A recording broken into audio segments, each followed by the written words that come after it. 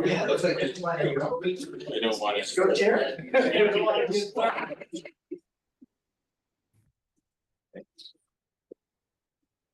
Yes.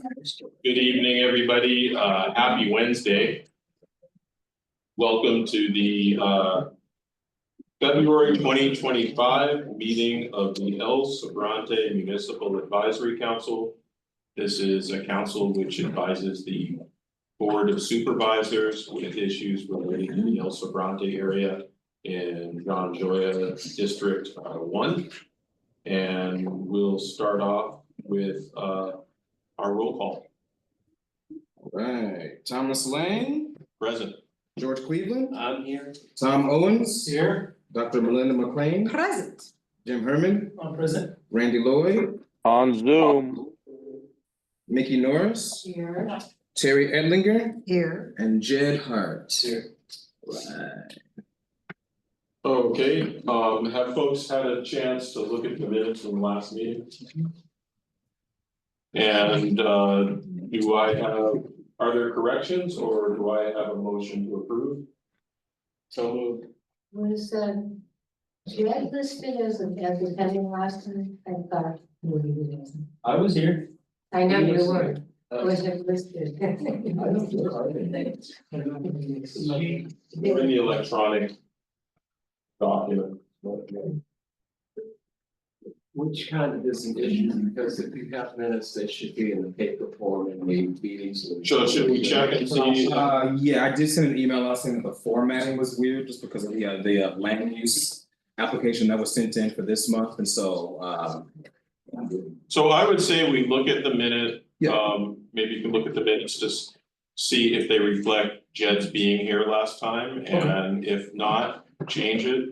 Can we have a motion to approve? With that condition. I make a motion to approve the minutes from the January 2025 MAC meeting with any necessary corrections. I'll second it.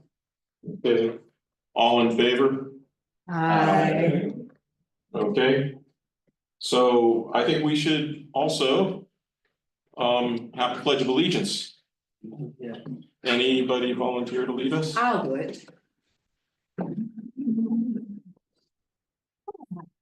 Flags in the corner. I pledge allegiance to the flag of the United States of America and to the republic for which it stands, one nation, under God, indivisible, with liberty and justice for all.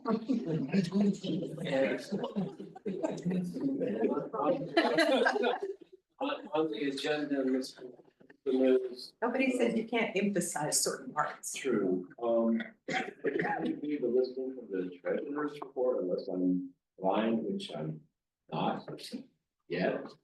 It's not for a long time, I hope, so.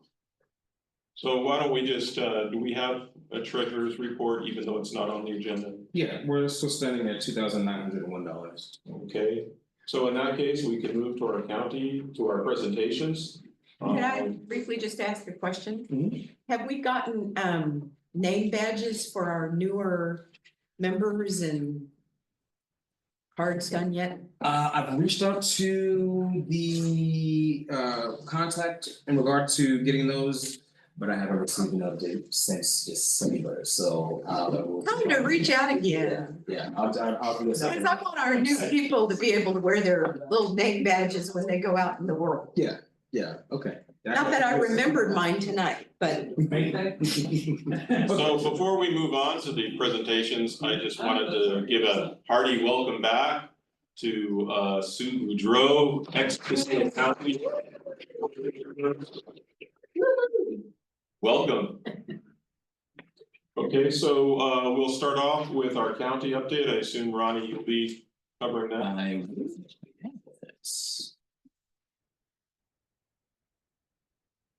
he can zoom on himself. I love this. Spencer Christian from ABC. All right, so the confirmation of the new District 5 supervisor, Supervisor Chanel Scales Preston. On January 14th, Supervisor Chanel Scales Preston took the oath of office as the new District 5 supervisor, succeeding former Supervisor Federal Glover. And with deep roots in Contra Costa County, Supervisor Scales Preston has been a dedicated public servant advocating for economic development, housing accessibility, and improved infrastructure. And as she steps into this new role, the county looks forward to her new vision and dedication in driving positive change for residents of District 5 and county-wide. So really happy to have Supervisor Scales Preston join the Board of Supervisors. Jumping down to our Wildfire Coalition and Town Hall. As chair of the Wildfire Coalition of East Bay Government, Supervisor Joya is driving efforts to strengthen wildfire management through collaborative vegetation guidelines and expanded grant opportunities for fire districts. And the community town hall in the works to update residents on local wildfire prevention actions, featuring experts on fire safety, along with a handful of varying agencies, emergency response, and funding resources. And so more details regarding participation will be sent out soon. Jelly's Place relocation.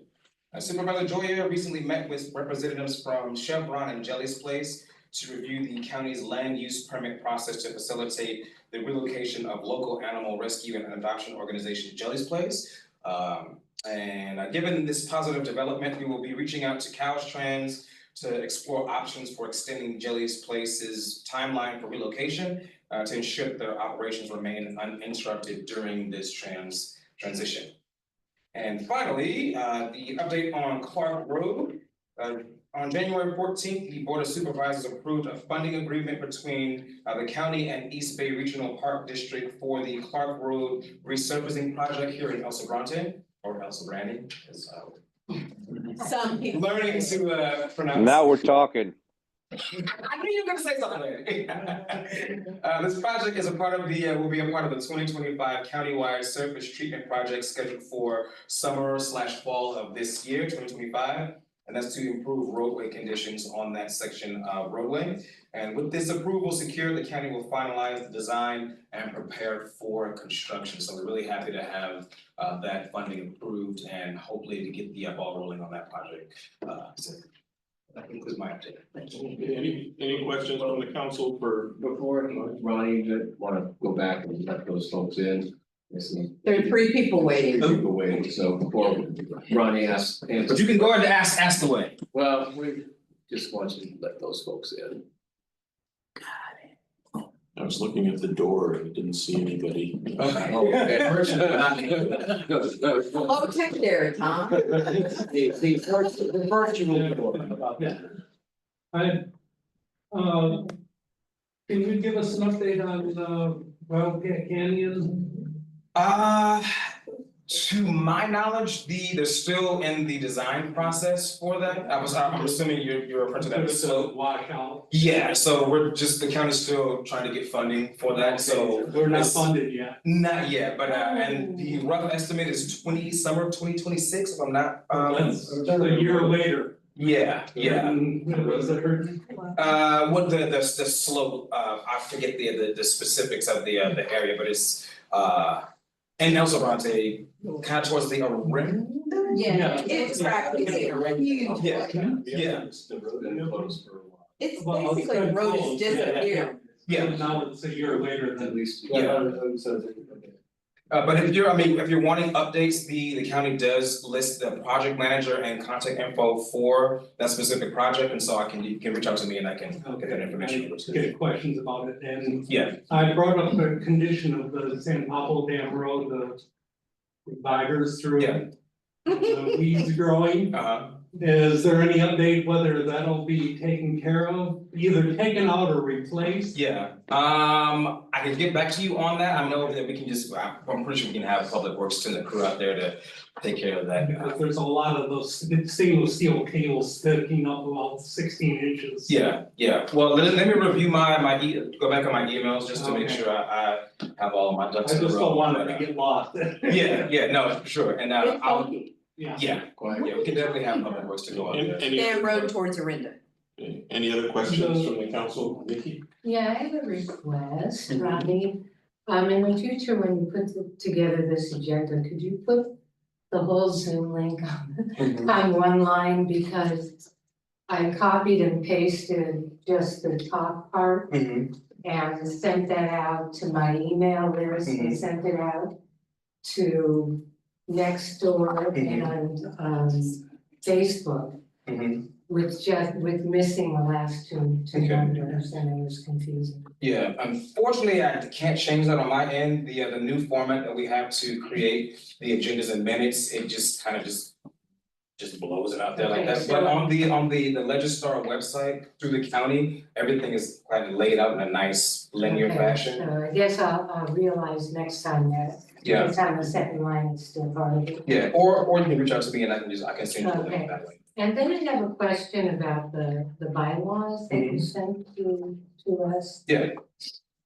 So, are we appointed for 4-year terms and then just reappointed? Because some of us have been here longer than 4 years. Yeah. I'm not sure how that all works. He appoints us, he gets reelected, he leaves us alone. Essentially. Unless you ask to leave. Unless you. Or you have more than the allotted amount of So- unexcused absences. Exactly, or that can happen. Yeah. Basically, it all depends. If he runs again in 2026, which will be marking like almost 30 years on the Yeah. board. You know, and he gets elected, then we'll still be here. If he decides not to run for reelection or he loses the election, which I think would be unlikely, but you never know. But if he decides not to run again and there's somebody new comes and say, you know what, I don't want those folks on the MAC, I want different people. And then we'd be let go. So, but the bylaws say 4 years, so I don't know. Yeah, it is 4 years, but again, it coincides with Supervisor Joy's term. So in other words, we get, you know, if it matches, you know, sometimes people get appointed in the middle of it, so they're completing a 4-year term. And then it just rolls on. Well, I think what she's saying, just let me make a little translation here. She's saying that the bylaws say that's how we should be doing it, and that's not what we're doing. And are you suggesting, Mickey, that you would like to conform to the bylaws and then when you finish a 4-year term, you either have to re-up or not? Well, I was asking for clarification, basically. I'm happy to keep. So there's always the I'm like law, 4 and then there's years the now. practice of how things actually happen. And and you know, because it is in the bylaws, if you wanted us to conform to the bylaws, then we could make John's office do that. So maybe this is the right thing to do to follow up is to bring this question up to John. Yeah, and I'm more than sure it falls in line with the same practice that we do for the boards and the commissions. So once your term is close to ending, you send an email out or give you a phone call, say if you want to be reappointed. And then, yeah, there's a board order that goes forth. So I'll follow back up with John to see if that's necessary. I just don't know if there's a lot of people, probably not, who wanna serve on the board. You know, and if that's the case, then maybe, you know, we should consider 4-year terms, but if it's not like that, then. In my experience, natural attrition has usually made board seats available from time to time, and I don't know that you've had a gazillion more people apply than you had seats. Yeah, no, No, no, the answer is no. yeah, I think yeah. it's a matter of not coming to some lots of meetings. during the Well, year. that is something that we could ask for to be enforced. But it's being enforced, if you read it carefully, the person has to be notified by somebody on this committee that they're in jeopardy of possibly running afoul of that. And it says in the bylaws that it may cause the person to be removed. Doesn't say it does. Right. It's up to to I mean, I think it's It's up to John probably, because it doesn't mandatorily require. I think it's probably a good idea to follow up on that, because it does seem like an important issue that maybe we haven't been taken care of. I think what we can do is we can track attendance. Mhm. And if somebody misses more than 2 meetings, I can shoot them an email and sort of discuss the If you issue. miss 2, then you need to notify them. Yeah, And that if they miss another one, that's 3, then they can be possibly removed. so I think the And thing that's is, can be consecutive, right? removed. Yeah, we can say- So I think the key question is can be removed, Yeah. and in that case, it's sort of say, okay, you ask people what the extenuating circumstances are. You determine, you know, is this gonna be corrected in the future or not? And it's not us to be able to remove it. Yeah, but I mean, I think it's a, bring it up to, It'd have to Joy. be John, yeah. And about the attendance, I guess it's been missing from the last few year-end reports because I recall in my first go-round on the MAC that at the year-end report, it tracked the attendance of the MAC members and included in the meetings when there wasn't a quorum, so that no meeting. So it has been done in the past and perhaps it should be brought back. Yeah, the bylaws are That's much more stringent than what we do. When Tom and I were on.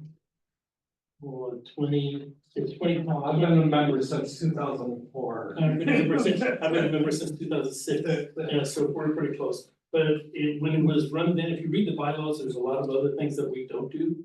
That the bylaws say that you need to do. And it was run pretty strict with Barbara Pendergrass and Ellen Lloyd, and there was no doubt about it. And so we kind of loosened all that. For example, that in the bylaws, this is like the council, right? It's a municipal advisory council. We're the council. Okay, and the bylaws very carefully says that when we talk, we can only talk to the chairperson, not to the audience. The audience can't talk to us either. They have to talk to the chairperson. The council is run by the chairperson. And we're supposed to make suggestions as to what we can do in El Sobrante for all of the residents. Like the noise ordinance is the example. And then we have to also then submit that to the board of supervisors with an implementation suggestion as well. We don't do a lot of that. But we did do that on the noise. We did on the noise was wonderful, to meet the bylaws if we wanted to do that. So when Tom and I go that far back, it was run that way. I mean, it was very strict and that there's a one.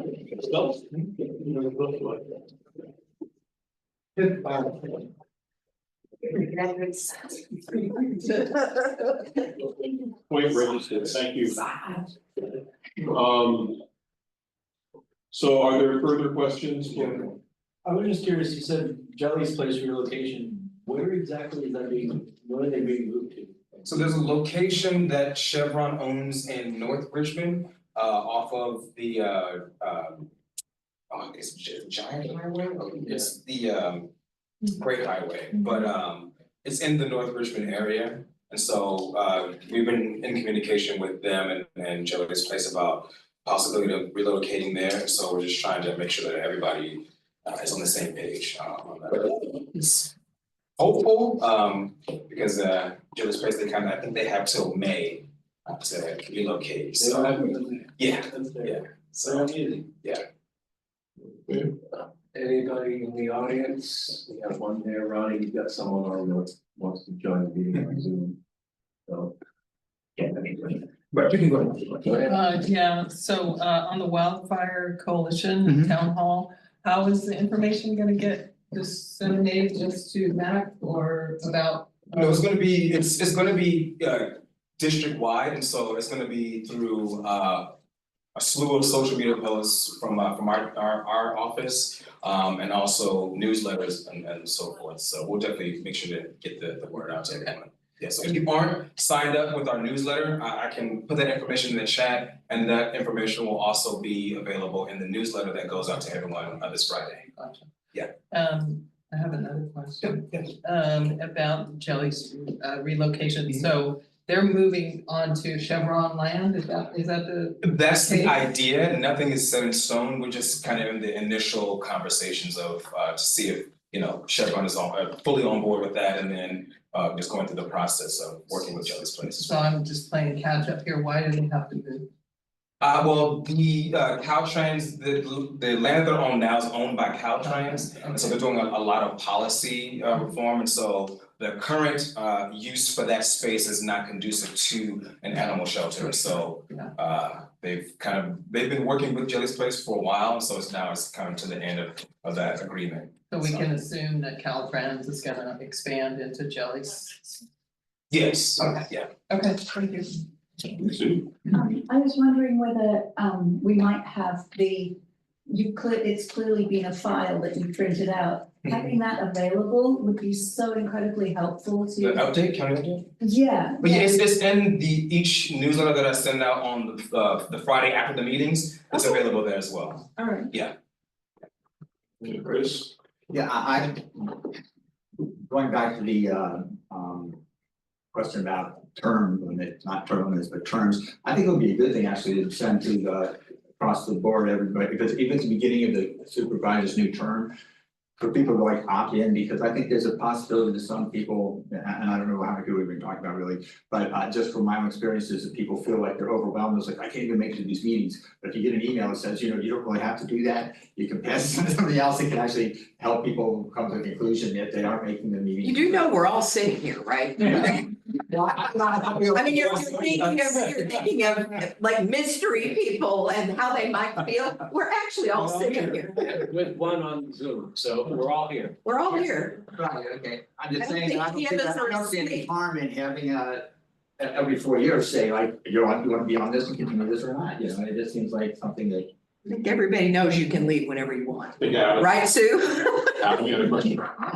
Well, yeah, so since we were talking about roads, I was wondering if there's an update on the San Pablo Dam Road lane closure over by the Sinclair gas station. That washed away. Never.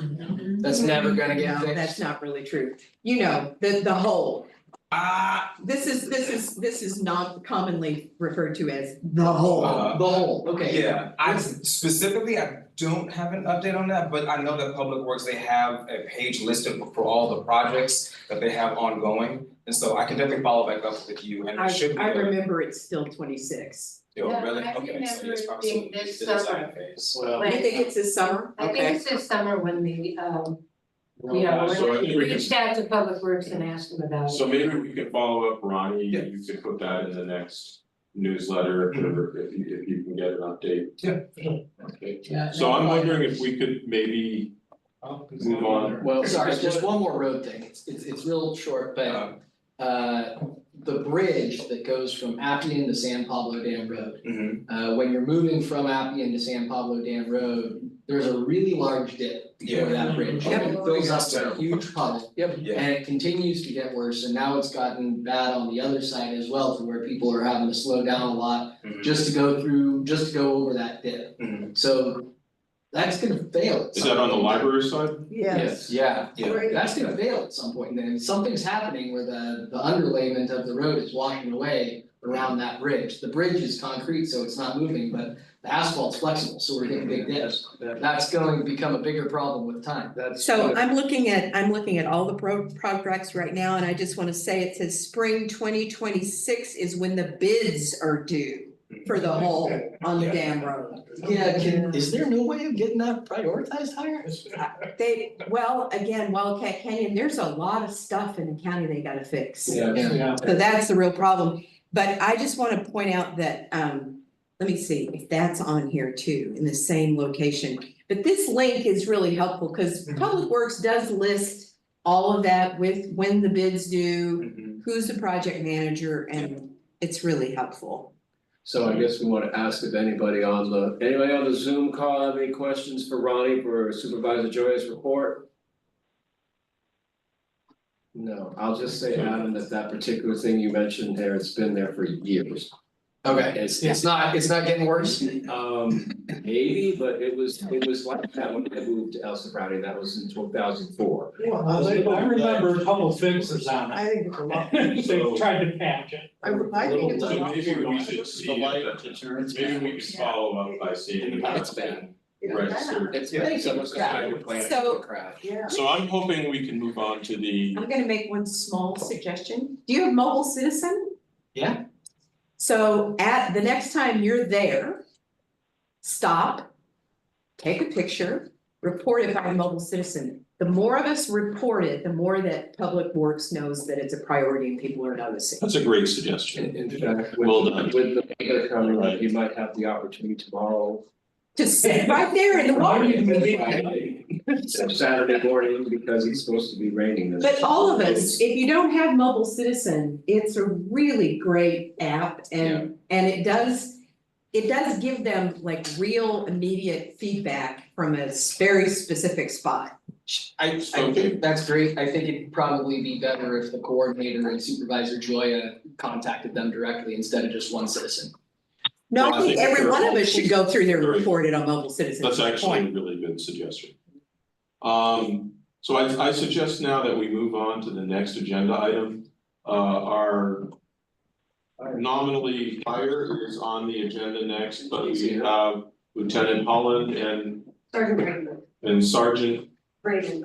Ravenberg. Raylan. Okay. That's what it says on our. Fabulous. on our agenda. Read that. I can't read those Yes.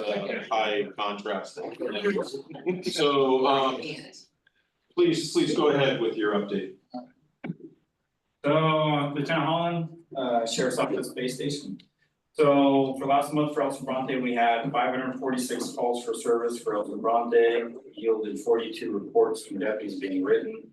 Some of the key points. The select crimes, the ones that are reported to FBI, we had 10 for January as opposed to for December and 10 for November. So kind of took a little dip from December. Of those, we had 3 assault with a deadly weapon calls. One was 2 transients fighting over here. One got hit with a bat. Very uncooperative and suspects unknown. We had a domestic where the female used a cell phone as a blunt object. And then we had a fight up at the temple with a known suspect. For auto burglaries, we had a work truck over on Lambert that was broken into and a bunch of tools taken from it, like $7,000 worth of tools. That one of the 2 cruisers were there the other day. I'm sorry? Is that one of the cruisers, 2 cruisers were there the other day? This was January, Oh, so no, first okay. week of January. Okay, so the answer is no, I'll ask the Yeah. question later and Yeah. have a comment, sorry. We had 2 commercial burglaries. One was at the Urban Soil Dispensary where 4 armed suspects broke in, took $30,000 worth of weed. As we were arriving, we saw the vehicle, it got into a pursuit, and we terminated almost a burglary. We got too dangerous. So they got away. We don't know who the suspects were.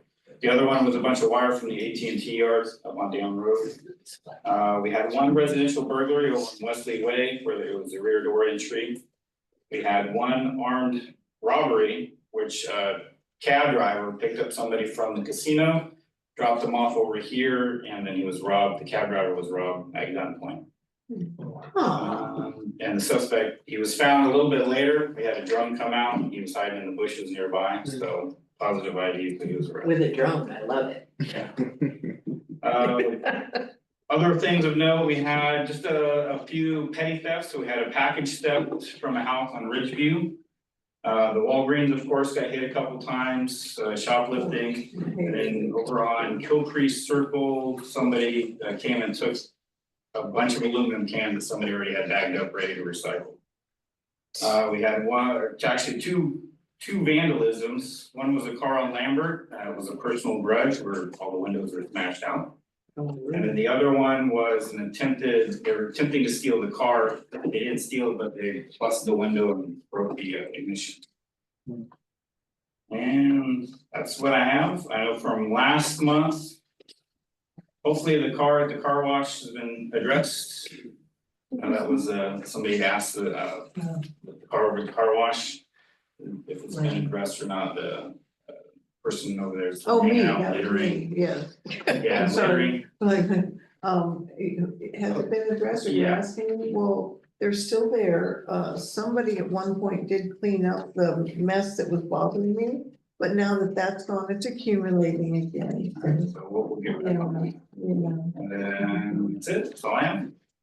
Well, thank you so much for your report. Are there questions from the council for Lieutenant Holland? Oh, okay, Jim. Yeah, I'm just curious, just for clarity, with everything going on these days. What is the county sheriff's department's like policy on cooperation with federal immigration police? Well, there's a state law that prohibits us Okay. from cooperating, so we can't.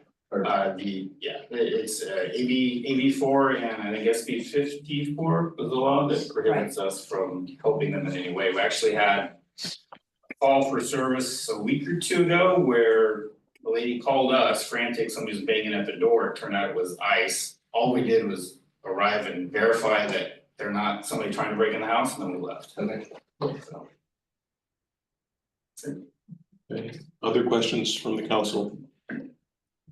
Okay, questions from the audience for, I'm audience on this one, cause it's, so now I'll ask you, I was coming home the other day and. Right, to get my end of Lambert Road away from this apparent feud that we were talking about, but. There was somebody, there were two cruisers parked on Lambert, this was probably in the afternoon all day. They were not parked in front of that house, but actually on the other side of that house, the one on the corner, that's the thorn in the side of the sheriff's department for at least 20 years. Any idea what was going on there? No, I know that they were gonna do a probation check on a house, I don't know if it's that one or not. That would be a shock if it wasn't. Yeah, I'm not sure exactly the detail, I have to have the date and time to go back and look at. Well, it was, let's see, it was on Monday. So, late afternoon, I wanna say. Does that ring a I bell? did something on Lambert on Monday. Monday was 12 years ago. 12 years, 2 days. I won't say that. It might have been one of the, the subject that passed away, Oh, we have to attend to, okay. Oh, so it might have been that, yeah, because there was one Monday evening. Was that the one on Elmwood? No, Lambert. Lambert, High Street. We've Lambert, had a few, Lambert and El Centro. it seems almost every day we're attending one. Okay, so that's what happened. All right, so that's that. Okay, that was all from me. Anybody else from the audience? Chris and then Adam? Yeah, I think there was I don't know if it's still there actually, because I didn't look today, but there's been a motorcycle parked always in the same spot for several weeks through all the rain and stuff on Dam Road by Lois Lane around that area. This will come. And we just wondered, you don't usually see a motorcycle not being moved for weeks and weeks during the rain, so we're talking about it being abandoned or something like that. Okay, so it's on Dam Road near Lois. Bristol. That's, Yeah. that's your Bristol, that might be But I'm not- Richmond, that's It might have Richmond. been moved, I think, from the Lakers today. If I may, if it's Bristol Cone, that I think might be Richmond Police Department, because the Bristol Cone is in Richmond. So, Yeah, you can come and take a look at it, what color is it? It looked like it's kind of like an older model. Black around or black. Black with like red. That's my first, nice spot. Did you notice that? I see it every day. Was it, so it's still there? It was this morning. Yeah, we'll swing back. Adam, you got it? Yeah, I had 3 items. So there's some trailers that are permanently parked on Appian, it looks like. They've got some advertisements that say, call me if you wanna rent this trailer. 3 trailers parked alongside the road to move. I'd reported this last weekend to the department that they haven't moved. There's an RV at Hilltop in La Paloma that hasn't moved in over 2 years. Yeah, he's being a stickler, so we're hitting him with tickets, and once there's enough tickets that gets put in the DMV system, then it's total by us. So we have to wait, it's a long process. How close are we? Probably, because we can't, if we go every day and hit them with a ticket every day, then it's harassment, right? So Right. we're doing about once a week, once every other week, Okay, so probably another month or so. Okay. So we're working on it, We're trying, If you have any he's- trouble with getting a tower, that's a nice rig. yeah, but he's not being very cooperative. that's clear. Then the last one is, and I'm not sure if it's your jurisdiction or CHP, but the park and ride at Hilltop and 80. Seems to have become a permanent parking space for RVs and semi trucks. Yeah, that'll be Caltrans, CHP, or maybe Richmond, that's not. it depends upon where, because there was a person who decided to set up her own little homeless encampment. And I called because it's by my house and I called Richmond PD and I described it, I said, no, it's CHP. And then based on where the specific location was, which was on Hilltop Drive, right at the entrance to the freeway, it turned out it was Richmond because I was coming back from someplace and they were there. And what Adam said about the trailer reminded me of the trailer that's on El Centro near Granada. It's kind of the same thing as the one at La Paloma at Hilltop. It's half on the road, and it looks like it's occupied. So does anybody on the Zoom have anything for Lieutenant Holland? I don't see anything in the room. We got one more in the room. Sue? I had a quick one. We had many emergency vehicles on Elmwood a couple of days ago. And I was just wondering what was going on. We have a neighbor there who's been living in squalor, but who doesn't want to have any help. Do you have any sense? Is that during the week or weekend? It was during the week, I believe. Yeah, I don't, nothing off the top of my head then. I'm still not good with the street names yet, still getting new, but It was off of Clark Road. In that neighborhood. I still use my GPS to find everything. To be Anyway, honest. there were like 6 vehicles there, so it was quite a big deal. Well, like I said, we've had a lot of people being deceased Yeah, lately, and that usually brings a lot of us to the scene. yeah. Six cars on Elmwood, it might have been either. Like today, if anybody was on La Paloma earlier. We had everybody on the west end there for a violent 5150 subject. That he fights us every time, so it takes 7, 8 of us to deal with that. So it could have been something like that. If there's a bunch of cars that were parked there, it's something happened. I couldn't tell, I couldn't give any details. Okay, thank you. But I'll look and have them for next month. Okay. So I think we can move on to Got one more. Sorry.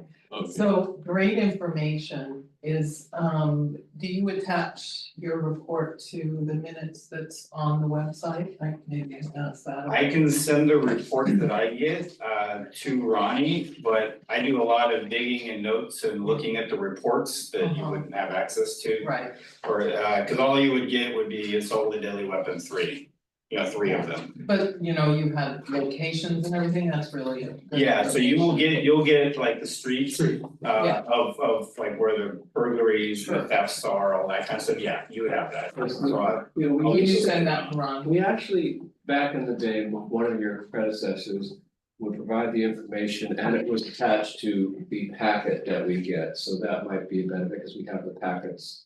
I don't wanna Packets on the add to table your there. workload, but it would be. No, when I get them on the first, cause that's when all the data gets dumped from IT to me, I can just shoot them over to Ronnie too, so you can have them. Stick it in the packet. Yeah. That would Yeah. be so helpful. Thank Is you. there an app where you can actually find a lot of stuff about criminal activity in the area? Or is Yes, that it's just- called the Contra Costa website. The county website has a lot of information on it. Yeah, like as far as active stuff, things like that, we're not quite there yet, but But a month behind, yeah, you we're can at least get last month. we're starting to come kind of from 1985, 1990 technology to like 2010 technology. Well, then the Lisa too, By the end of the year, by the end of the year, we'll have a new CAD system, which You're will make getting it closer. easier to put stuff out, like real time information into like. Out there on the website, so. So we're getting there. So I think we can thank Lieutenant Holland and Sergeant, I can't, Bradenberg, Say Sergeant B. Sergeant, that works.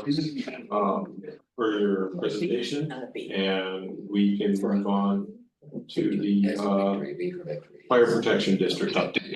Thank you very much. Thank you. Stay safe in all this rain. Thank you as well.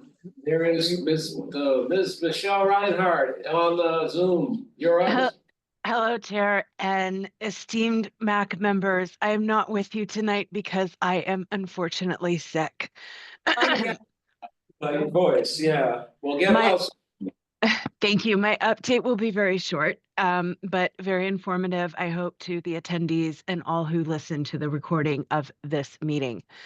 We are experiencing an increase in the requests for support for newly identified Firewise neighborhoods throughout the county, and we are working to accommodate them. Other jurisdictions in the county are also seeing a similar rise in the interest in Firewise following the recent incidents in Southern California. We look forward to supporting El Sobrante residents to identify a Firewise leader and gather the community support for proposed Firewise zones. The Firewise Regional Coordinator and I remain available to assist with the application process. The Contra Costa Wildfire Mitigation Program is available to receive project requests. Please review the criteria for each project type at our website. I'll pop that link into the chat.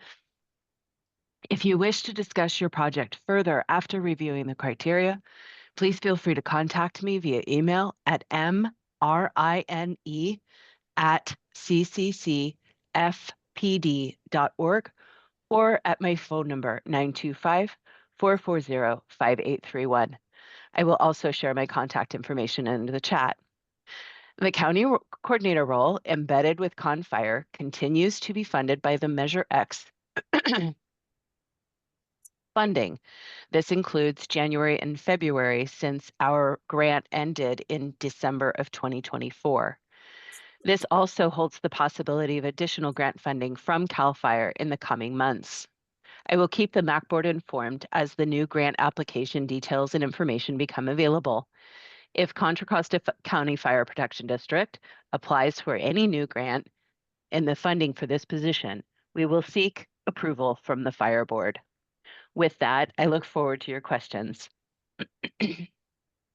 Questions from the council for Michelle? Do you have enough coconut water? Oh, you're so sweet. I love you. Just got over the flu and I have to say coconut water really does help. Yeah, I have so many fluids on board. I feel like I'm drowning. But yeah, it's just, I have so many contacts within the county, and I look forward to all of those contacts, but occasionally somebody's contagious and just doesn't know it. So I'm sure through through speaking with people, somebody discovered a couple days later, oh, I'm sick. And they were contagious in that moment. But I'm on the mend, and I look forward to working with all of you on a monthly basis, and hopefully I'll have my voice back by next month. Well, I don't think we want to put any toll on your voice. Just get better quickly, and we look forward to seeing you next month. Any questions from the audience or for anybody on Zoom for Michelle? Actually, I have one, but it might take more, she might want to talk about it another time. That's a good idea. Or you can reach out to her by email. Okay, but I was just wondering if there's a short answer to Chris, this. if you said you wanted to do it another time, it would be helpful because she's sick. Yeah, I think you can reach out. Yeah, reach out to her email. That would be best. Yeah. You can also feel free to text me. So thank you very much, and please take care of yourself and get better soon. Thank you, Chair and Mac. Have a good meeting. Okay. So the next in the agenda are development planned applications, but I think oh, I'm sorry about that. We've got I don't think Highway Patrol is available. Nope. No. So in that case, we'll go to a presentation from Home Match Contra Costa, Logan Robertson. Cool. Hi, Thank you. everyone. Can everyone hear me okay? Yeah. Yes. Okay, great. Ronnie, I think you have my slide deck. Great, thank you. I'm gonna zoom through this for you guys. So I'm with Home Match. My name is Logan. I am the director for Home Match for Contra Costa County.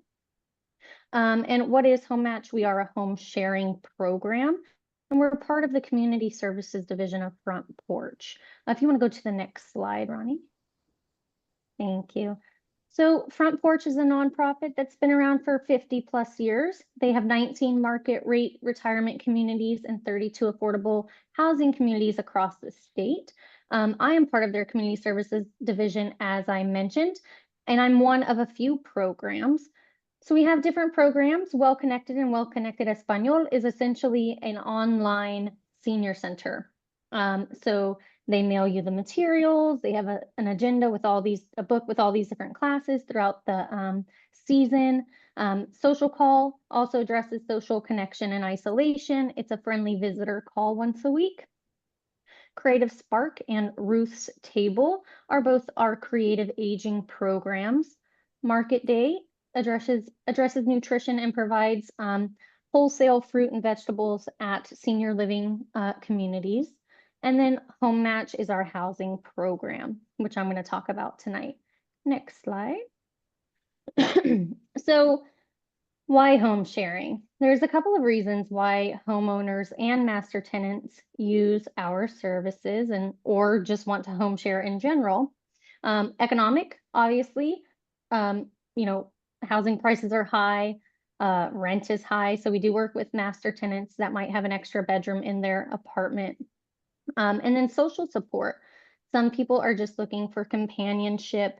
So those are really the two reasons that people want to home share. They're either looking to supplement their income or gain companionship.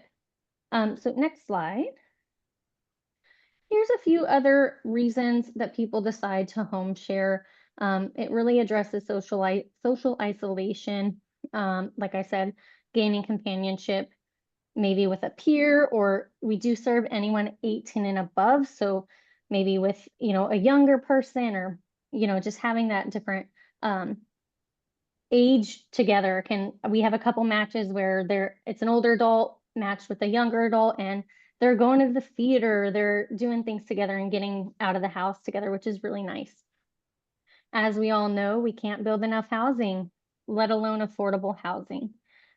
So Home Match is a more affordable way to live in the Bay Area, although we are not an affordable housing program. Next slide. So the home match process is pretty detailed and in depth. Both individuals, home providers being the individuals that have a room available for rent, and home seekers being the people looking for a room, fill out an application. This application looks at their lifestyle preferences, communication preferences. Do you work from home? Do you smoke? Do you have pets? Are you okay to live with pets? And that's really the meat and potatoes of our program and how we match people. So we match like-minded individuals that have similar interests that kind of just click together rather than someone coming into your home. They like different things like that. So we really pride ourselves on that matching process. For a home provider, we usually get calls from them, or they go on our website and ask for more information. People are referred to us through a varying number of ways. So maybe their doctor refers them, a social worker, 211. They see a flyer, they see me at a tabling event, any number of ways. Word of mouth is huge. So we go out to the home, do a home visit, check out the space. We got to make sure that it is a rentable space. It is a bedroom. So it's not a dining room, it's not a sun porch, and that there are shared spaces because it is a shared housing program. So home provider can't say, I'm going to live in the living room, they can take the room because I need the income. Unfortunately, that's not our model. There has to be shared spaces in the home. Once I do a home visit, I'll run a background check on the homeowner. Once that clears, I market the room, take all applications for the room, and then introduce them to potential matches. For the home seekers, they fill out a very similar application, a lot of the same referral sources for how they come to us. And then I do an intake screening interview with every single person who completes an application. That's just a time for me to go through their application, understand what it is they're looking for, and talk to them about what I might have that would be a good fit for them. We cannot guarantee a match because we do have, we're trying to base matches on lifestyle and communication preferences. So that's part of our program agreement that they sign in the application, that we can't guarantee a match. So we do encourage people to continue looking for housing outside of home match. They verify income. So they will submit to me 3 most recent months of income, be it a benefit award letter from SSI, pay stubs, whatever their source of income is. I'll take a look at it. We don't allow anyone to pay more than 50% of their income towards rent. So for a $1,000 room, they need to verify they make at least $2,000 gross a month. From there, I will run a background check on them if I feel I have a match for them. Once their background check's clear, I make introductions with the homeowner or the master tenant. They meet, we recommend they have a meal together, meet a couple times. There's really no timeline. I had a match that met for 2 months, every Tuesday for 2 months. And then we're like, okay, this is great. Let's move forward. Some people meet once and they're good to go. So completely up to them and their timeline. Once we get 2 people that say, yeah, this is great, let's move forward. I meet with both of them. We all 3 meet together and we do a living together agreement. Our living together agreement has 2 major sections. The first being our agreements on shared living spaces. So who does the cleaning? Do we clean separately, together? Can I use your ketchup? Can I leave my bedroom window open if I'm not home? What's the temperature set at is a huge one. Who controls the temperature? Can I touch the thermostat? Everything and anything you can think of that might come up in the first few months of living with someone new, we get it out of the way before they even move in. And then the second half of that document is our typical California lease agreement that includes all required disclosures such as Megan's Law, mold, asbestos, things like that. And then once they're matched, we provide ongoing support for the entire duration of the match. So that means I'm calling them every 3 months.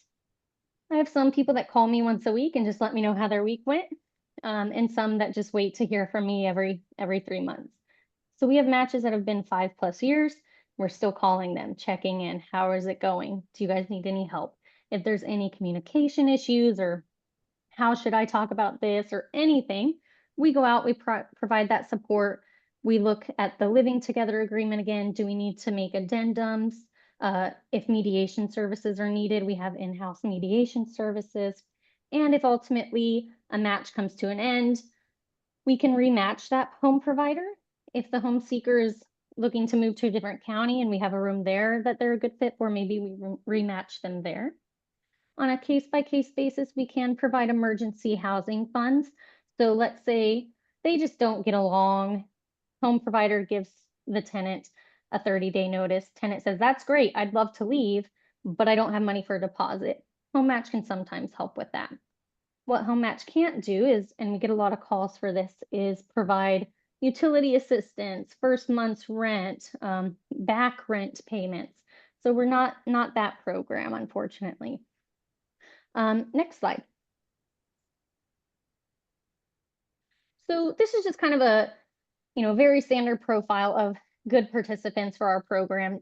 For home sharing, as one would imagine, communication is key. Letting them know who you really are in that introduction, having those conversations and being able to be approachable and flexible once you're living there. A lot of home seekers are looking for affordable housing. Like I mentioned earlier, we are a more affordable option than most things that are available in the Bay Area today, but we're not an affordable housing program. What does that mean? That means our rooms are market rate. So homeowners set the rent price. Sometimes they're a little, in the clouds about their rent, and I try to knock them down a bit. But they ultimately set their rent prices, and they typically start at about $900 and go up from there for Contra Costa County. Contra Costa County tends to have the lowest rent prices of all 4 counties we serve, but there are anomalies in those other counties. Some of those reasons could be a task exchange. So Home Match offers something called a task exchange, where in exchange for reduced rent, you can do some extra chores around the house. So let's say a homeowner says, I need to be driven to the doctor's twice a month. I'm going to reduce my rent. So we would find someone that's agreeable to that, right? Or I need 2 hours of housekeeping a week. So Home Match allows up to 10 hours a week in exchange for that reduction in rent. Not something we see common, but it does come up. I currently have 2 rooms with a task exchange. Keep in mind that task exchange does not include caregiving. On a daily basis, I get calls from people who need a caregiver. We're not a caregiving service, unfortunately. So no medication disbursement, no daily living skills, no lifting and moving, dressing, that sort of thing. So it is just a simple task, things around the house kind of exchange. Next slide. this is a nice little story about one of our matches in San Francisco. And it speaks to the kind of earned media that we have been able to get with our matches. So last year we were on the news. East Bay Times shared the spirit a couple of years ago. We do different stories, podcasts, things like that. And that really helps us get the word out about our program and our matches. So you guys can take a look at that. And then you can move to the next slide when you're ready. So like I mentioned earlier, we do serve 4 counties. We started in Marin County in 2012, expanded into San Francisco from there, and then opened in Contra Costa County in 2017, and then into Alameda County just a couple years ago. Contra Costa County is big, and I am the sole employee for Contra Costa County Home Match. That is totally due to just lack of funding. So Contra Costa County is the only county where we have not seen the support of the cities that we serve. San Francisco is funded through the mayor's office, Marin through the cities they serve, Mill Valley gives a substantial amount of money to them and so forth. So right now, because for the past 2.5 years, I have been the sole employee, I'm only serving Central County as well as West County. I only opened up to West County at the end of last year and have seen really a lot of interest. So a lot of people within the first month of opening up, I had 25 homes reach out and say, hey, we're interested. So lots of need and lots of want in West County. So that's really exciting. So we're only serving those 2 areas of the county, and we serve anyone 18 and above. So a lot of people think we're a seniors only program. We did start out as a seniors only program, but we do serve anyone 18 and above. And I have home providers that are in their 30s, and my oldest is 96. Same with home seekers. So definitely share the word about Home Match. And I'm happy to take any questions that anyone might have. Thank you very much for that presentation. I have a question. Do you have data on kind of your success rates for these home matches? Yeah, so our typical length of match is 13 months. That accounts for people who are intending to just be short term. So we get a lot of, I'm coming in from out of town for an internship. I'm here for the semester for school. And then we have a lot of matches that are, 4 or 5 years, particularly in Marin. So 13 months, is the average length of a match. In terms of success rate here in Contra Costa County, what I base my success on is, have I had any unlawful detainers? Have I had to use mediation services? And that's a no for all of our homes here in Contra Costa County. Contra Costa County, like I said, due to lack of funding and capacity, is much smaller than the other counties in terms of numbers. So since our inception in 2017, November 2017, we have had 80 matches in Contra Costa County out of 473 program-wide since the beginning of the program in 2012. Yeah. So the numbers for Contra Costa are a bit small.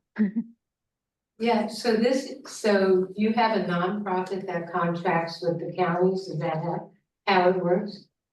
No, so we are a nonprofit. We are not contracted through the county, although we love to be. So we are under Front Porch, which is a nonprofit based out of Southern California, and we are in their community services division. So currently for Home Match Contra Costa, we are fully funded through Front Porch. Okay, and is there a fee to use your service? No, our services are completely free. So we do all of the background checks free, everything is free, and there's no obligation. So a homeowner can just have us come out, I keep saying us, me, come out, do a home visit, maybe in a couple months, they're like, you know what, I've decided this isn't for me, no problem, we just close out their file. So there's no obligation, and then all rent goes directly to the homeowner. We do not collect any funds from any participant in the program. Thank you. Question? Thank you, Logan. It's dismaying to hear that you're not getting any kind of support from cities or counties in the county. Are you doing anything in particular to change that? I'm here at 8 p.m. So outreach events like this, so outreach presentations, that's how I met Ronnie, was doing a presentation and a chat with his team. So meeting with supervisors and their teams. We've met with the city of Richmond, and they were very, very interested. So hopefully moving something there, meeting with cities. Just met with the city of Walnut Creek today, Lesher Foundation last week. So we're meeting with anyone and everyone. We did just recently get a letter saying that we are getting Measure X funding for capacity building. Yay. So that is fantastic. However, it can't go towards a staff salary. So it'll go towards like marketing, particularly in West County. Yeah. Thank you. Mm-hmm. Other questions from the audience? Or council, George, do you have a question? No, I was just gonna ask if any of the folks online had any questions or just to thank you for coming to our meeting and giving your presentation. Is very informative and we appreciate your time and your, because a one-person show, that's a big challenge. And Logan was at our ACOA meeting last week, so. Okay. Well, yeah, so I'm a co-chair of the membership committee of the ACOA and a member of the ACOA as well. So good to see you, Thomas. This, Okay. that's. Okay, Well, thank you so much. Thank And, you. I appreciate you guys having me. Go enjoy the rest of your evening. Yes. Thank you. I appreciate it. Everyone have a good night. Thank you. Okay, so our agenda has discussion items next, so there's a development plan application to discuss. But I thought what we could do is do a switch around and put the open agenda next. So this is, people have 2 minutes to express an issue, their question for county government, issue in their area, et cetera, 2 minutes. I guess we can start. Anybody, any takers? Hey, good evening, everybody. My name is Carl Ramnat, and I'm the homeowner on Hilltop Manor at 5161 Hilltop. Recently, we had a couple accidents there, so that's another issue, but I did see Sama pop up on the board. Is that the administrator from Catalyst running? Oh, okay. Hi, good evening. Yeah, Sama, are you the administrator? Yeah, so I oversee Catalyst as one of the non-public schools with Seneca Family of Agencies. Okay, the reason I'm really glad that you're here because I've been doing a lot of, I'm a neighbor across the street and I live at the corner.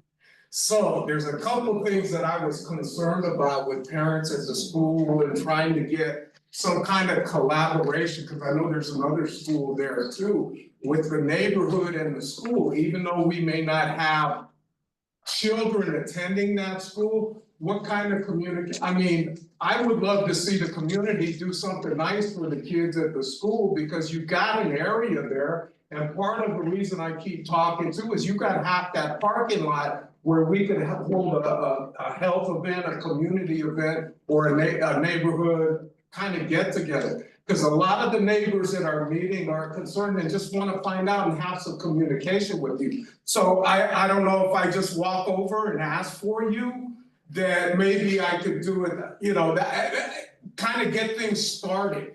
And maybe get a community room at the school and get some of the neighbors to come over. Because I'll tell you what, I know it's a behavioral school and I see some of the youth, and the teachers with them. So the point is, I would love to see something creative and make the school front look beautiful.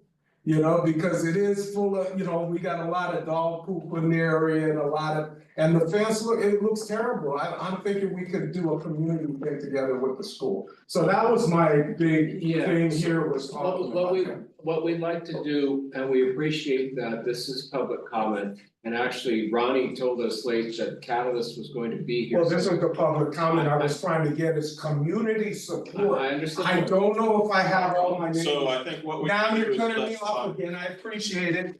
Thank you, Sam, I'll walk across the street since I don't get no support here. That's not what was. Yeah, exactly what it is. No, not at It's all. been that way, and Ronnie, I'll go to Joya's office, because this is the What? problem. No. Diversity. About. Well, what I was trying to say before he stomped out is that this is public comment. That Catalyst was added to the agenda late, and they were gonna have a specific point on it because it's public comment, and this was going to go off into a. Not public This would have comment. turned into a 15-minute. Yeah, so they were on there quickly, and it's like. Just enforce a time cap. Well, no, it's not even that, it's because it's public comment and it was gonna turn into a. Not that Carl doesn't have concerns, because he does, because there are issues with the traffic there and the property, but it's public comment. And it's on the agenda, Well, it could've- and I actually told him, walking in the meeting, that they were here and they were gonna be on the agenda, and we're just not there yet, so. Anyhow, So, but this could have been a 2-minute, bring up the issue, get a response from someone. And then agree to communicate later on, but it turned into an emotional issue. So hopefully, connections will be made with Supervisor Joya's Yeah, office. and let him know he's Work with. gonna visit the office, so. Yeah. So, oh, and I think. Okay, Adam had a. Yeah, just two things real quick. Ronnie, you're familiar with the junkyard on Renfrew Road. The progress on that has slowed down. That junkyard has been reported starting back in 1983 with the county. It's had multiple interventions and multiple slowdowns. I would like to see the county jump back in and get that reinvigorated. I'm also concerned about the way that it's being handled. The gentleman is building more and more sheds within the 5-foot setback of his property. I think he's up to 8 now, including some additional land sea crates or shipping containers and box trucks that he uses for storage. Some point in time, that's gotta be considered commercial storage. And the other thing is, I've noticed a trend of passing the buck. I think you were bringing it up with the complaint that you had for the encampment that was at 80 and Hilltop. When I contact, whether it's the CHP or whether it's Mobile Citizen or whether it's the county, department that's trying to make sure that everybody uses their property correctly, there seems to be a habit of telling me to go look somewhere else without actually handing it off to the person that it needs to go to. So I think that the different departments are seeing things as, how can I get out of this? And make it the citizens' responsibility to figure out how to get it handled, and that's not a good way for us to get things done in the county. So if that department telling me you need to call this number actually reached out to that number and handed it off to them, said, hey, I'm handing this over to you, that's your responsibility, I think we get more accountability from the right people. Now, before I would like to say something. Sure. I did not say in my comment about the homeless account that there was any passing. No. That's what you said, and that is not what I said. That's not what you said. So, You said that you were told to contact the different department. No, it is because of the specific location of that camp as to who belongs to, because it's right on the border of Caltrans property and Hilltop Drive, so it was either Caltrans or Richmond PD. I thought it might have even been the sheriff, I wasn't sure, so I called and I was told something. Was I given the wrong information? Probably, but I never said anybody was passing the buck, sorry. I'm not putting words in your mouth. No, you did. I'm noticing that what happened to you was passing of the buck. No, not at Okay, all. well, I don't think this is a productive Sure. discussion. So what is your take home? What would you like Supervisor Joya's office to do? Well, how can we help you? Get on the property owner on Renfrew to keep them making progress. They made some good progress, but I'm worried about the way that they're doing it and the fact that they're slowing down. And please, with the departments, try to ask them to not just put it back on the citizen and say, here's the number that you call, but actually do a handoff to the responsible department so that that responsible department knows that it's being handed off from somebody else. I have been stuck between two departments that are neither one of them saying they're responsible. So do you think you can raise it with Supervisor Joya or make the necessary contacts to get somebody? Yeah, so we've been in communication in that regard. I know for our office specifically, I know that we're very good at, specifically passing, not just passing the buck, but leading them to the appropriate person in whatever division that is best helpful. In regards to the Renfrew Road, the property owner has been very compliant with Rosita Hodge specifically, who's one of the code enforcement officers for that specific property. And we've spoken at length in regard to the property owner being very old, and so they can't get to these issues as fast as the neighbors want them to, but I can definitely follow up with Rosita. So an example of that is, the issue that I brought up with you for San Pablo Dam Road. Mhm. And somebody from the health department directly contacted me. So I think that would be a great thing for Adam. Yeah. Is if the relevant office could directly follow up with him and make that contact. With him. I'd like to go back to Sama and understand why she had to come in the first place. So, Okay. George can. and maybe It's on we the could- agenda later. It's on, It's on- yeah, it was late addition, it doesn't show in here, but it was a late addition. So is she going to speak? Eventually, Okay, yes, good. All right, yes. that's all I need. Which is what George really should have said when he stopped Carl, was just say, we're gonna talk about I this in was- a few minutes. I didn't have that chance. Okay, I didn't have You've gotta say it right at the I beginning. tried, trust me, I You tried. were wandering. Well, anyhow, I have a public comment if that's okay, unless there is, okay. I said this last month and I'll bring it up again, at least. Well, one of them will be just this month, volunteer opportunities. I do Meals on Wheels. And they're always looking for drivers. And it's good to work with the group, the person who's one of the people who's in charge of it is my neighbor Dallas Lammer, he and his wife are very heavily involved in it. It's depending upon when you do it, it's a couple hours a day out of your time if you're available. And they're based in San Pablo on Romero Boulevard, near a hotel. Their website is, this is WCCMOW, so WCCMO.com. And look at their information. It's a volunteer opportunity if you're so inclined. And it's a good service because you're providing meals to folks that need them. Because for whatever reason, they're unable to cook there, have some issues that prevent them from doing that. And and for some of them, it's the only contact they might have all week. And so it's a good chance to do a good deed and brighten people's lives. Something else that I do that's a bit more time consuming is, we know that you've heard the Contra Costa County Civil Grand Jury. Every county in California has one of them and they meet yearly and they put out some interesting reports. And last year's jury put out a report on the community warning system and its issues.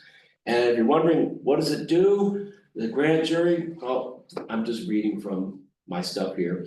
Charged with providing oversight of city and county government agencies.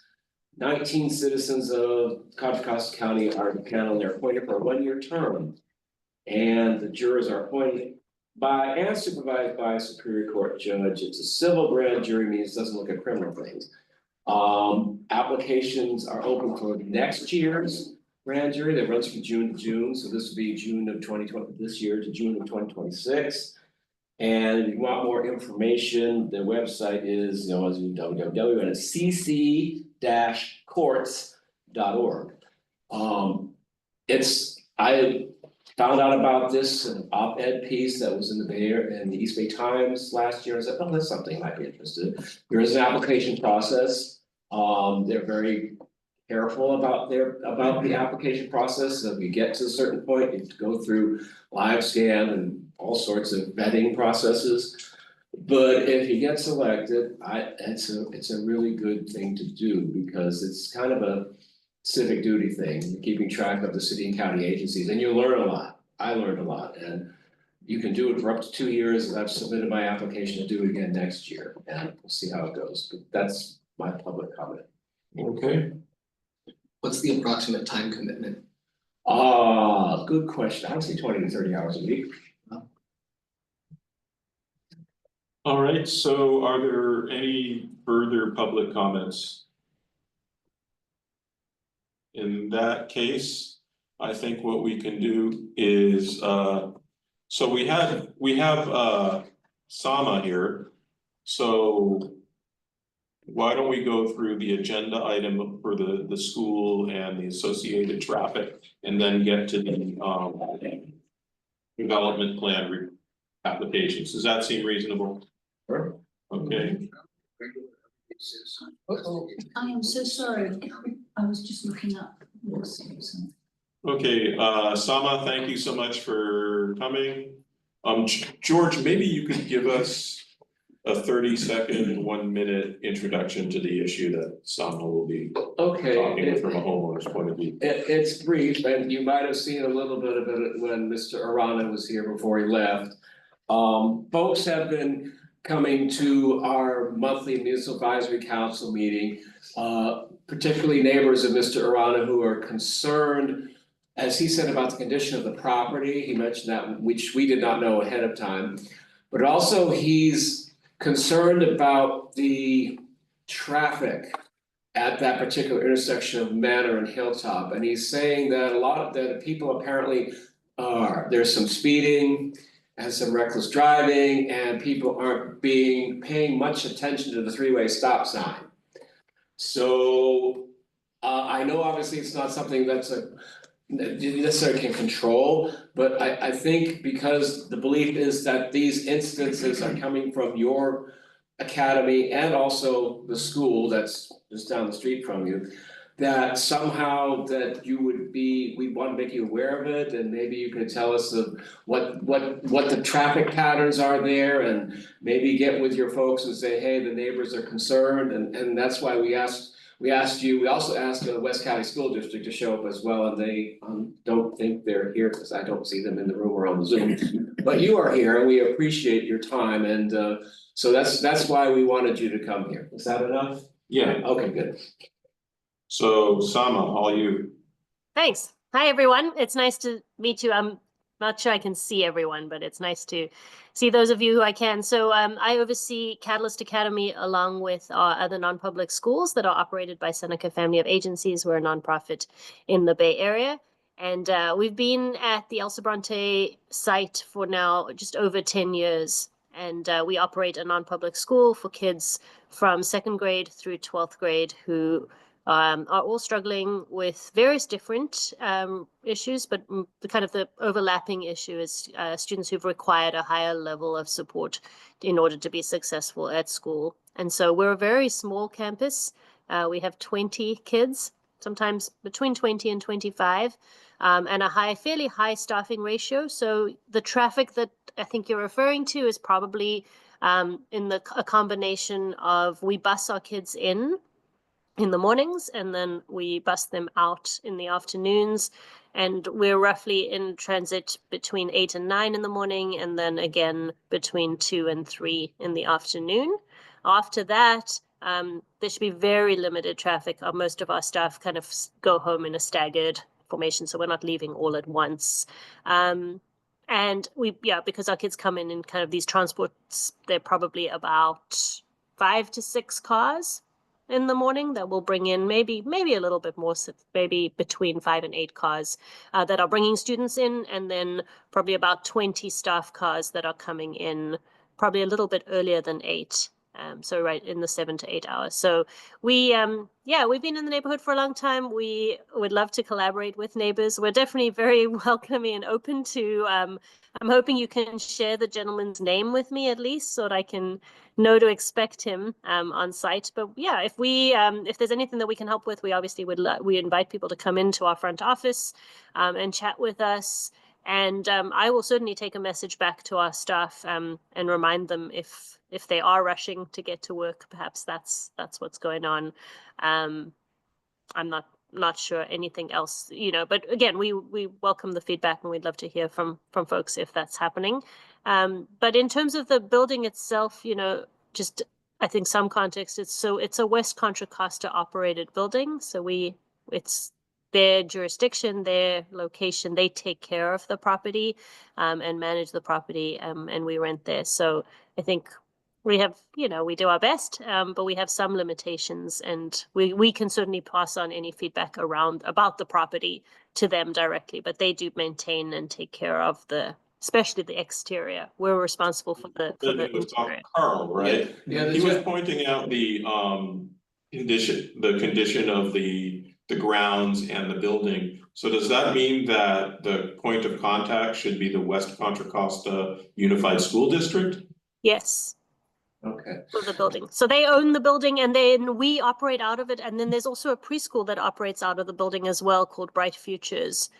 So we each have a separate half of the building, and we maintain the building itself, very much the interior of the building and all of the areas that our kids use. And we will take care of things that need to be taken care of. But, if there's any kind of upgrade that needs to happen, that would go through the school district. So if there are traffic issues, could that also be from parents of the preschoolers who are bringing their children in the morning? Yeah, potentially. I think it's probably fairly hard to determine exactly who it is. But, for us, if it is us, it's going to be staff between the hours of 7 and 8, students in these student transports, but it's not families bringing them in. They come in vans and buses, and that's between 8 and 9 in the morning. But I'm very happy to go back to our staff and just give them a reminder. I don't know if it is us, but if it is us, we certainly, for our safety, everyone's safety, we want to reduce, and I'm happy to take that reminder back to our folks. Okay. And so Ronnie, I think one thing you might do through your office is we got some great information here that this building the grounds are owned by the West County School District. So find out who the contact person is there and ask them about improving the conditions of the grounds. Yeah, and I believe that Ms. Sama wanted contact information, so if can you put Carl's information in the chat? So because he announced who he was. He said he's coming to visit, so I'd like to be prepared. He announced who he was and where he lives, so maybe if you just put that in the chat so that we don't have to spell it out for him.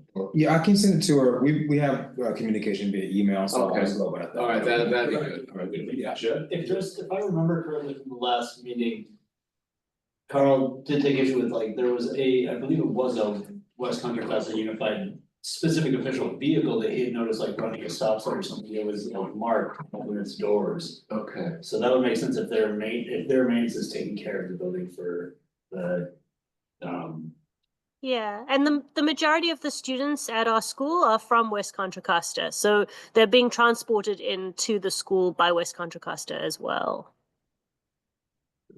So it sounds like there's a point of contact that we need to pull that. Yeah. But I also, if he wants to come and visit and share the ideas he has, anything that we can do during the work week, during the school week when we're there, absolutely. I think, anything outside of that would be harder for us and would probably have to go through the school district. But if there are things that we can take care of also on our end, we've been in the building for a long time. We have a great relationship with West Contra Costa Unified School District, and we certainly don't dump everything on their end. We try to partner with them to maintain and to keep the school in a great state. Well, thank you for attending our meeting, Sama. Are there questions from the council for Sama? Questions from the audience? Just a final clarification, you don't do any residential there. I know Seneca does a lot of residential, so there's no residential programming at this site. No, and Seneca, she doesn't do much residential anymore. So we used to do a lot and have scaled that back pretty significantly. So no, all of our non-public schools are day treatment. Yeah, I understand that, but I do know that you have houses that are 24-hour care. And this is not one of them. Yeah, so that's okay. Just wanted to make sure. Yeah, no, not anymore. Yeah. Well, thank you for coming to our meeting. We appreciate you taking time to visit us. Thank you for the information. Okay. Absolutely, and then I'll look out for that name and the details from Ronnie. Yeah. Yep. Cool. Thank you. Have a good night. All right, Ronnie, on follow-up, I would respectfully request that if you have email contact with Mr. Arani, you might let him know that he said, I don't have support. Yes, he does. And maybe You said, could you repeat that last part that you? he said, I don't have any support here, meaning Okay, he does. okay. But maybe also explain to him, as I was trying to before he left, is that there was a specific point on the agenda that we could talk about all of it. And that's why I was letting him know, I was trying to let him know about that. And the message did not get through. So I would, in the email, because he seems to think that we're, I don't know, against him or something. So, but it would be helpful to have that, because he's not here for us to tell him that. So that's all. Okay, so our next agenda item is a development plan application. This is CDDP 24-03055. The applicant is Charney Solutions, the property owner, the Kodo Group.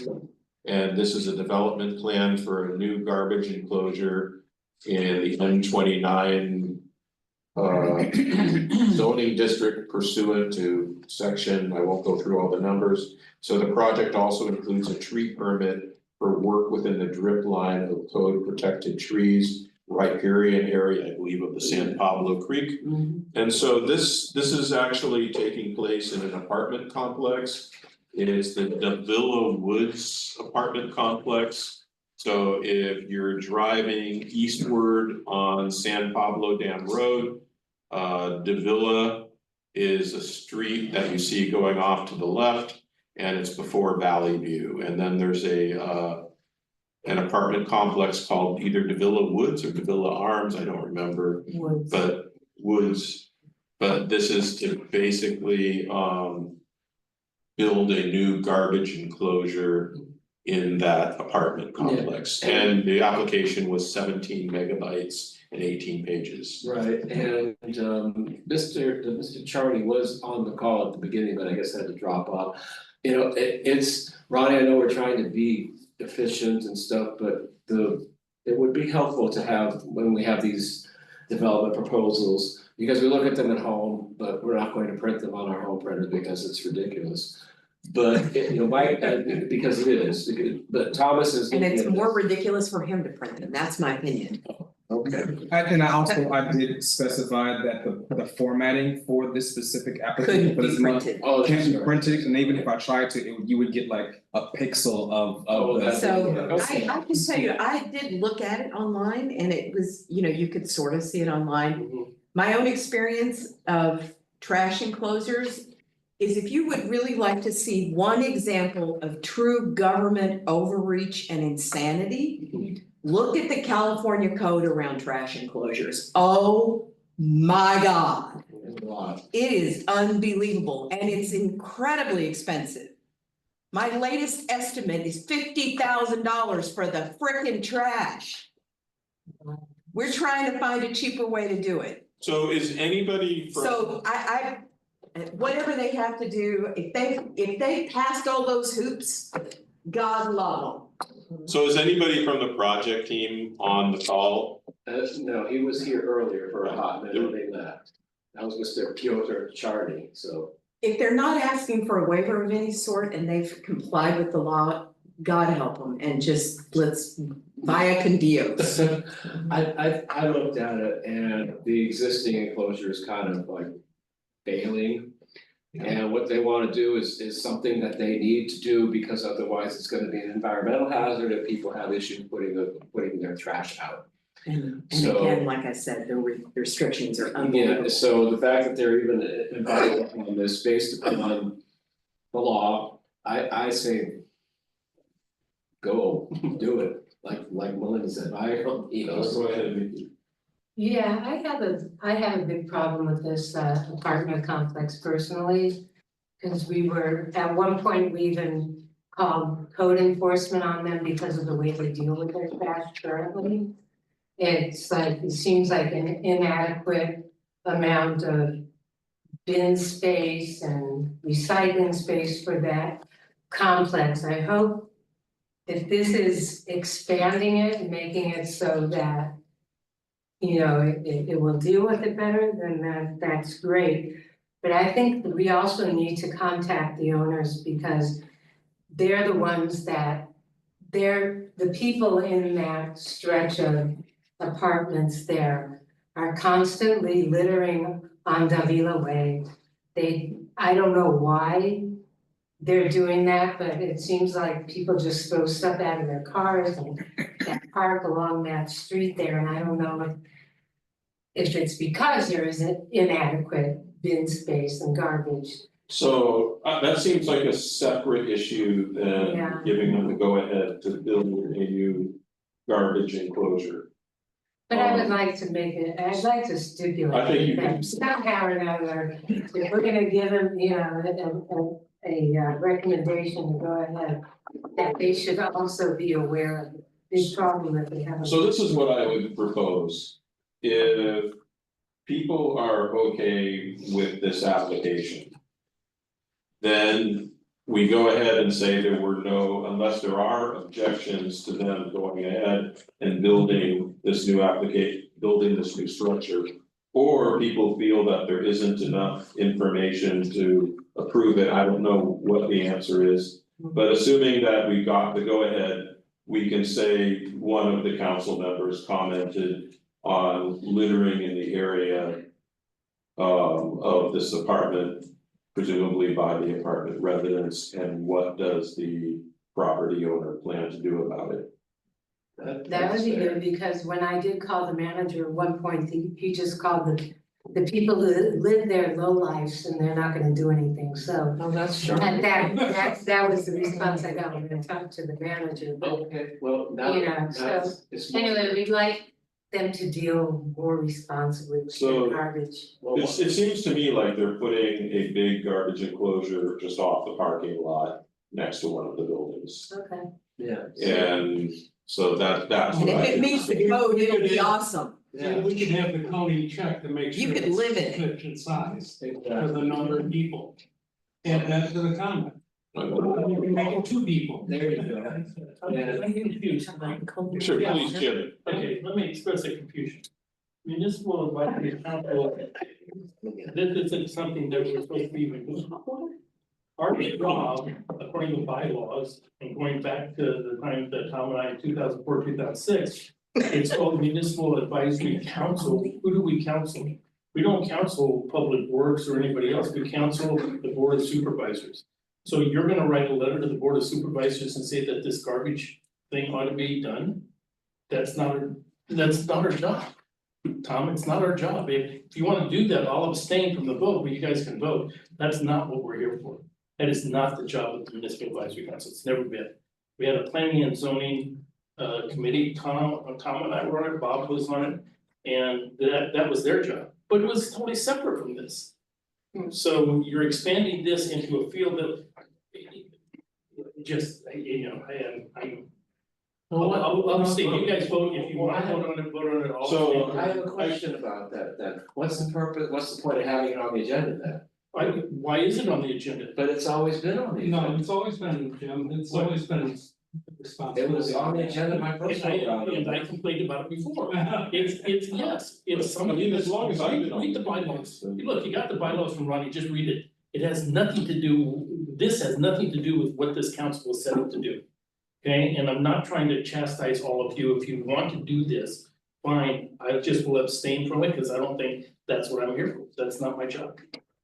So could I just say that, as somebody who's been through the land use process recently. What we were told by land use, the point of, because I asked, why do we go to MACs? Why should it go to the MAC? Now, obviously, we wanted to come to the MAC about our project because we wanted people to know about it. But why does it go to the MAC? And they said, because it allows the public to have a forum where they can bring their concerns. And so I think that's a valuable thing for the MAC to provide. That if people can get this agenda, they can say, look, they're gonna build a new trash enclosure, and if they have questions, they can ask questions. So I take your point about, we don't have any job other than to advise the Board of Supervisors, but we hold these public meetings so that people can be heard. It's not supposed to be a public. And meeting. people, I object with your envisionment of what the bylaws say this committee's for. It's not for a public hearing.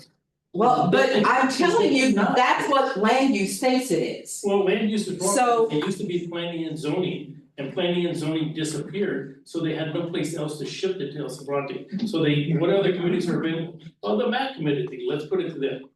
Okay, Because so now they've then, decided- then we need to change our bylaws and make it correct. Then that's fine, change the bylaws. Because But yeah, actually, that is a valuable service where people I'm can not saying see it's not what a development is valuable service. happening. I have an argument with it being a valuable service, that's not the point.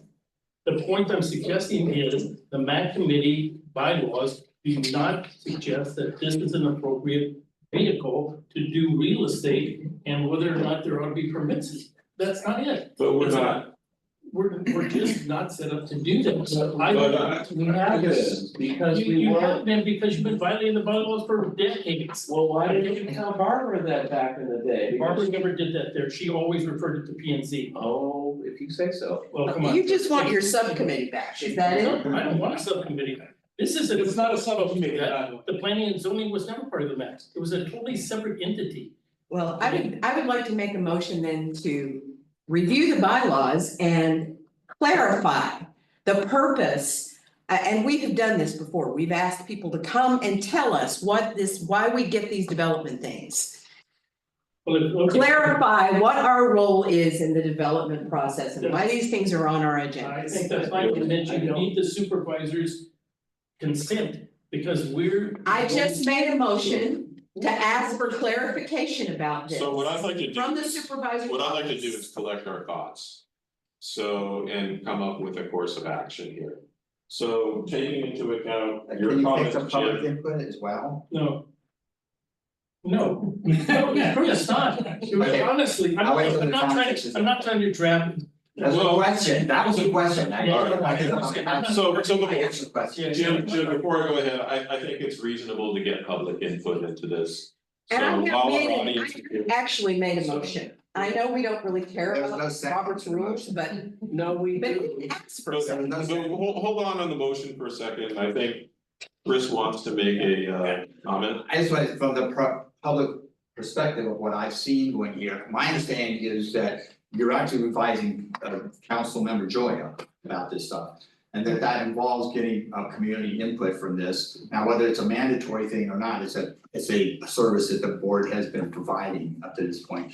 And so, you know, I would just say that your interpretation, I think, is overly strict in terms of what's happening here, because, you know, you just tell Supervisor Joya and he does what he does with the information, and you give us an opportunity to convey that information to him. So that's the way I see it as a person who attends these meetings. Yeah.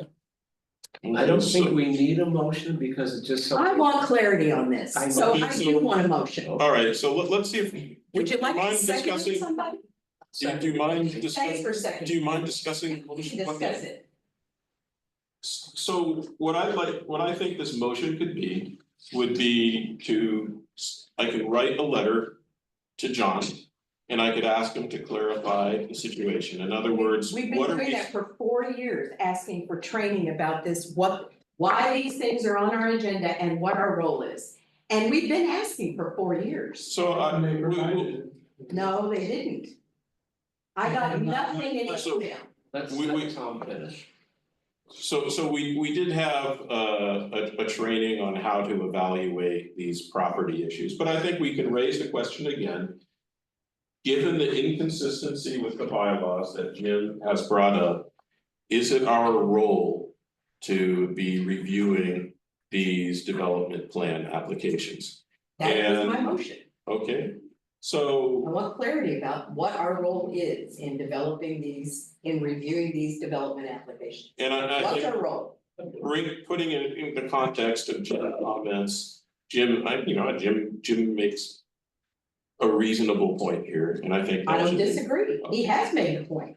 So all in favor of the motion to ask Supervisor Joya for clarification on whether we, you know, what is our What is our role? what is our role in development plan applications? Wait a second, Yeah, I second. George, number second. okay, and all in favor? Okay. Wait, hold up, Mr. Lloyd, what's your vote on the motion? You can't vote on. He can't, yeah. Yeah, I can't, There is no Oh, that's legal right, vote. that's right, that my has bad, that. sorry. I can't vote from Zoom. I just was told that, sorry, my bad. So We're gonna use the bylaws. just, you know, to give, This is the bylaws, you highlighted specific provisions, you're can I asking, keep this? please do. Okay. You're asking him to change that, and that's No. fine, I'm with you, No, we're just asking for his point of view. I wanna hear clarity. Agree with Hang him, on. disagree with him. But if you read the bylaws, we are very limited in what we can do. So if you're asking for that, then we need to broaden the bylaws and change them. Because that is not what it says right now. Okay, that's all I'm objecting to. This is the problem, you have an attorney sitting here, and you know I'm gonna read everything exactly. Oh, that's right, we have So a that's the here. point. Tom, you've never spoken up, but Tom should have spoken up a long time ago. Okay, because I tried to get Tommy to do the P and Z, but we can't get it together, right? To go back to that. But ask him, right? Yeah, expand the bylaws, I'm good with it. If the bylaws said we could do it, I'm good. Okay, just ask him if that's what the MAC committee is supposed to do. Yeah. So here are my thoughts. One of them, there's sort of, I think of two different issues. One of them is the P and Z, which gives kind of an expert level review of the property issue. So these are a bunch of people who go out to the property and they look at a whole set of issues. We kind of give a, how would you say, a more high level point of view of how a particular development affects sort of the quality of life in our area. And I think that that is sort of valid input to provide the county, not just the supervisors, but planning and development so that they can get a sense of how that, you know, how that project affects the community as distilled from this council and also from feedback from the you know, from the people's attendees. You know, none of that, whether it's the P and Z or, you know, the MAC is a decisive factor in approving an application or not, right? It's just one piece of information that just gets. Right, there's no argument about that, Tom. Yeah. I'm not arguing about that. And we're not arguing about the benefit. We should actually, if we want to expand it further. Let's do what the P and Z did. Have a subcommittee or have people that go out and look at the property, make a judgment call based upon what they see, talk to the neighbors and that kind of thing. That's what we used to do. Then you're actually benefiting the community, not just that one project, right? And that's the thing. Get Joy to sign off on it, but change the bylaws, let's do it, I'm good. But if the bylaws say one thing and we're not doing that, then I'm not good. So I will, according to our motion, I'll write that letter to him. Meanwhile, we do have this item that was put on our agenda and we do have to give it feedback. And the general consensus I get, so I move to say that there are no major objections, there are no objections to this project going forward but there are two stipulations. One of them is to ask the landlord to review littering, take a look at littering by residents of the complex on the Villa Road. And then the second is a question about whether the size of the enclosure is sufficient for the number of units. All in favor or abstaining or? I abstain. Okay, you made a motion to make it proper. Is there a second to the I'll chair? You know, moved and seconded. Let's use any more discussion. All in favor? Raise your hand. Aye. Any opposed? One abstention. Motion carries. There we go. Okay, so. Having discussed the project and governance. We can move on to the next agenda item. Just information items, information reports by MAC members. Subcommittee reports. Okay. Next cleanup is this Saturday. Meet here at the library 10 to 2. And we have the equipment, we'll give you a location. I'd like feedback from anybody if you've noticed littered area that we should concentrate on. I appreciate any input. about that. Also, we're gonna be starting to organize an Earth Day event, plan for an Earth Day event on April 19th here at the library. And for that, if anybody has any suggestions or about entertainment that we might be able to bring in this time, or another way to make it special for the community, because this is a community building event that we're gonna have, aside from the cleanup that we do along with spawners and team up with SOS Richmond and Joya's office and the library. And by the way, Ronnie, we're gonna need a dumpster order for that day as well. You just let me know the dates and the Yeah, specifics.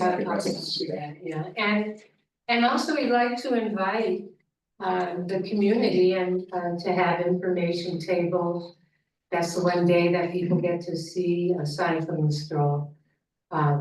Another time when people can talk with people to provide information about the services and organizations and nonprofits that we have. I'd like to invite Meals on Wheels also to have a table there, things like that. So if you have any suggestions or, please communicate with us on who we should invite. That would be very helpful for that. Otherwise, hope to see you all on Saturday to help us clean up, keep it going, because I think we're really making a difference in doing around today, and it was like be decent. So we're making a difference, but it's looking decent because we stay on it, and so join us. And Ramon? Well, very good news. Sunday, I went to the farmer's market to help the shed and farmers, and then there's this young mother with her child in a stroller. And I asked her, she said, I moved here 6 years ago. She said, why did you decide to move here? Oh, I came from El Cerrito. I moved from El Cerrito. My husband and I decided to move here because it's very clean. Yeah. Yeah, I got her, that is, I'm patting That, She moved from El Cerrito to us here. so did we. Yeah. But that wasn't because of the. Another thing, So also, what happened since the last meeting is that Green Team did get our Organization of the Year recognition for the Chamber of Commerce and our own very own Terry Edlinger.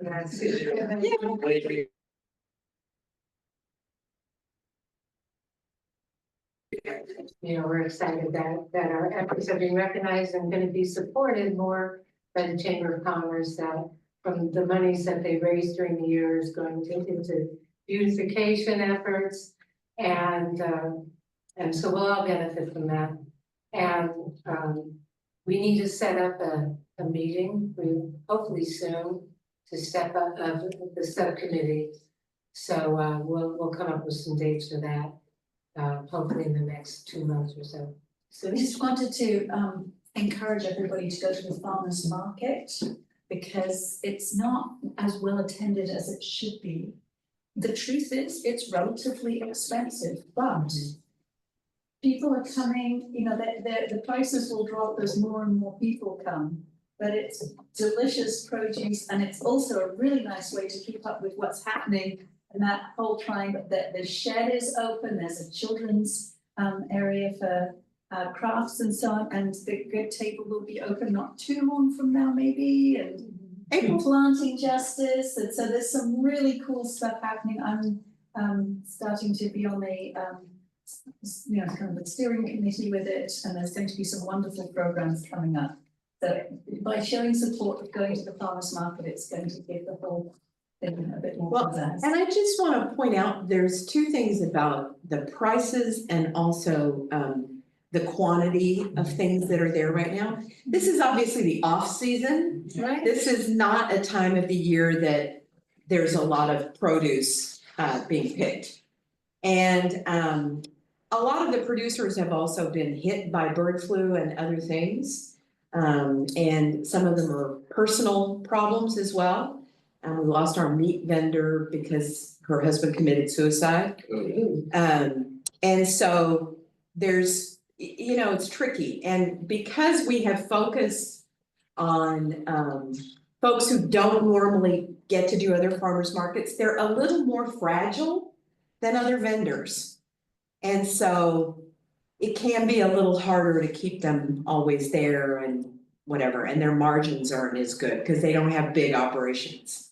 So thanks for that heart-rending support of it, but I just wanted to explain that that's part of our goal is to really support farmers that don't get a good shake anywhere else. And so it's just not as cheap when you do that. It's just not.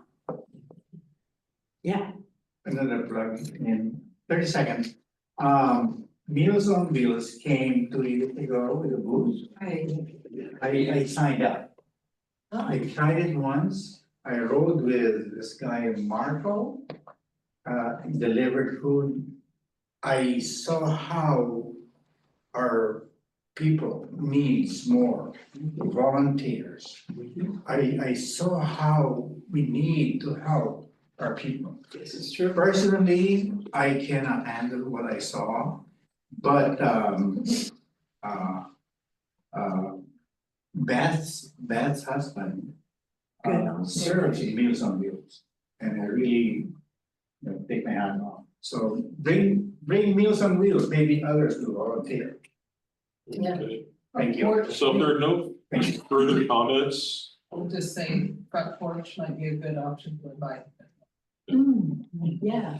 So I'd like to get to the final agenda item, which is agenda items for the next meeting. How about West County School District, since they weren't here for this meeting about the traffic concerns of the matter?